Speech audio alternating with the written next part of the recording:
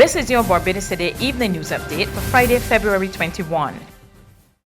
Commercial banks and credit unions can expect changes to policies governing the financial services sector in the coming months as regulators seek to encourage greater financial inclusion. Governor of the Central Bank of Barbados, Cleviston Haynes, issued the caution on Friday as he knocked commercial banks, especially on the vexing issue of bank fees. He says the bank will be moving to protect small account holders. De-risking as a single incident will be troubling. At a systemic level, it could be dire not only for individuals, but for the economy. For the self-employed, like taxi drivers, hair braiders, and dressmakers, there's often no job letter. Picture a recent school leaver who has just gotten his first job. He lives at home, so he has no bills in his name. He's never traveled and has no passport, and he has no driver's license. Legitimate prospective customers must be able to access the financial system. And existing legitimate account holders must be able to continue to obtain the financing they will need to expand their businesses.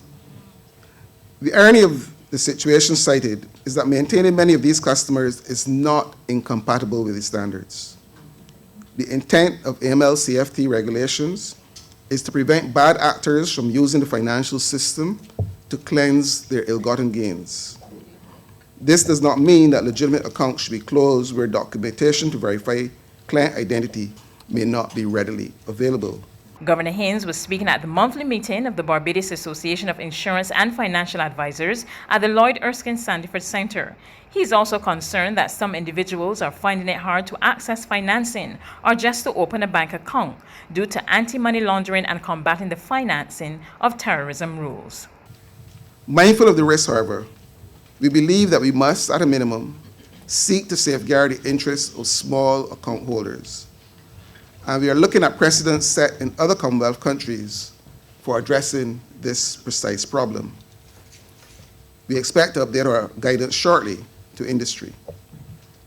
In addition, it is our intention to publish on our website key fees and charges of the respective institutions as is done in several of our regional counterparts, as customers need to be aware of their options when conducting transactions. Barbadians celebrated the life of academic and literary giant Edward Kamau Brathwaite today. Family, friends, and dignitaries paid their last respects at a moving state funeral held at the James Street Methodist Church. Overwhelmed by emotion, his son Michael Brathwaite gave a personal glimpse of the father he loved. With an incredible calming presence and a capacity to invoke love, respect, and understanding all at the same time. Daddy was always learning and teaching. Yeah. He had a hunger for perfection.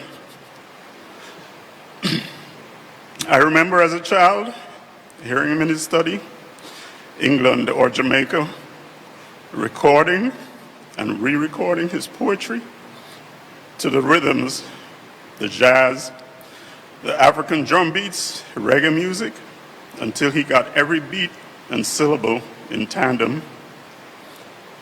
I feel that through osmosis, I was his student. The writing gene may have passed by me, but intuitively, studying his personality, his work ethic, his social skills and fathering, his interaction with relatives and friends, his drive for success, I know that he instilled much in me.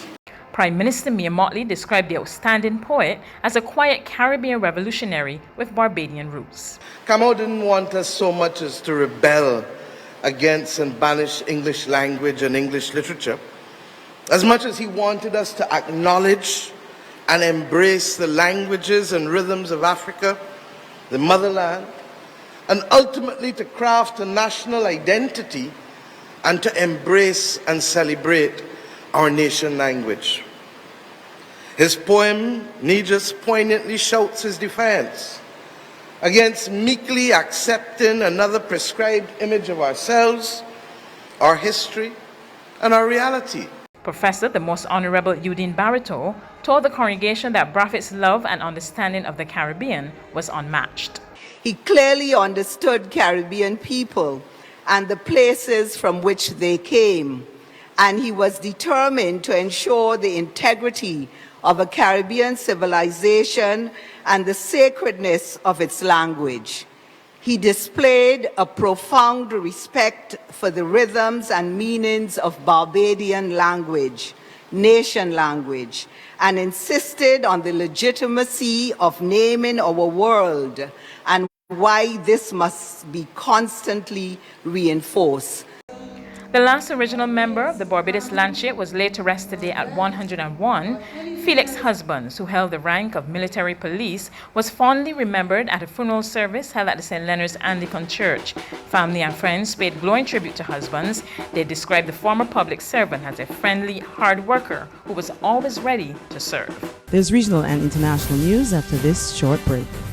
It's Festive Friday at the Bridgetown Night Market at Pelican Craft Center. Kick off the weekend this Friday from 4 p.m. to midnight with loads of food, drinks, and entertainment. Get ready for Crop Over with the Rhythm Roots Street Parade. Party like it's Kadooman Day on the street around Pelican Village with costume reveler, music, and more. It's Festive Friday. It's Festive Friday at the Bridgetown Night Market at Pelican Village Center from 4 p.m. to midnight. Admission free.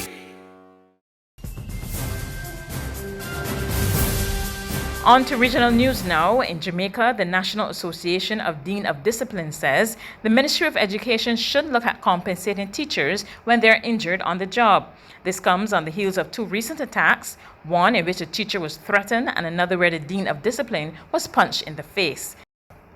Vashan Brong of Television Jamaica tells us more. President of the association, Samuel Smalling, says deans of discipline have been injured on the job and have not been compensated. This date, a particular dean was injured in carrying out his legitimate duty, and up to now there's no compensation that has been given to this dean as he carried out his duty as a dean and trying to protect the students, and in the process he was injured, and up to now no compensation. He says the Ministry of Education needs to take a closer look at the matter.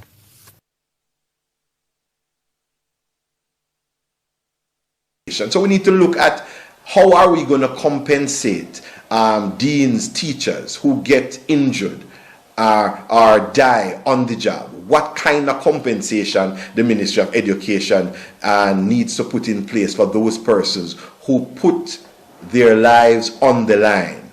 On the international front, the coronavirus is set to dominate the G20 meeting set to open tomorrow in Saudi Arabia. A draft summit communique seen by Reuters predicts a modest uptick in global growth this year, but names the virus as a downside risk. German Finance Minister Olaf Scholz was asked on Friday if ministers and central bankers would discuss an international action plan to shield the global economy. We have to be ready to act if necessary, but for now we are still monitoring developments, and we just have to agree that we have to tackle joint problems together. That, as French Finance Minister Bruno Le Maire said coronavirus would dampen growth and suggested France must reduce its dependence on China. I really think that we have to take the situation of the epidemic to ask ourselves about the strategic dependence in terms of supply for certain industrial sectors. I've talked about the automobile industry. I also want to talk about the health industry. You know that 80% of raw materials for active components for medicines come from China or from Asia. That's news, but for the very latest, visit our website at www.barbadostoday.bb. You can also subscribe to our e-paper, email updates, or like us on Facebook, and sign up for our breaking news alerts via WhatsApp. We're also on Izumi Media in bus terminals, as well as Screenplay at supermarkets and gas stations near you. You can also hear us on Mix 96.9 FM and Capital Media HD 99.3 FM.